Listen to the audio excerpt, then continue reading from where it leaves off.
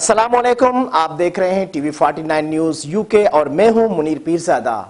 आइए आपको ले चलते हैं आज की खबर की जानिब। कसूर बरआज़म एशिया की सबसे बड़ी मिल बुल्ले शाह पैकेजेस बमकाम हवेली पहाड़ियाँ नवली हदूद थाना तय शेखम में गुज़िश्ता शाम लगने वाली आग ताहाल बरकरार।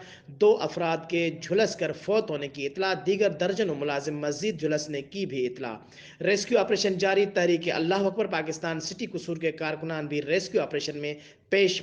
आइए मजीद बता रहे हैं हमारे नुमाइंदे मियाँ खलील सिद्दीक आराई। जी मियाँ खलील सिद्दीक, क्या तफसीलात हैं, आगाह कीजिएगा। जी बिल्कुल, कसूर के इलाके हवेली फाड़ियाँ वाली हदूद थाना से शहर में वाक़ बरआज़म एशिया की सबसे बड़ी मिल बुल्ले शाह पैकेज मिल में कल शाम 6:30 बजे के करीब वायर हाउस नंबर 123 में शदीद आग बढ़ उठी।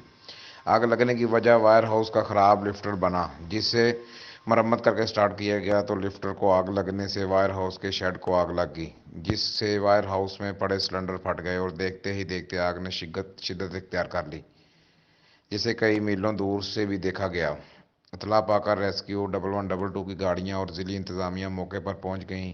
नीज़ दीगर NGOs भी आग बुझाने का काम कर रही हैं, जिनमें तहरीक अल्लाह अकबर पाकिस्तान सिटी कसूर के कारकुन पेश हैं।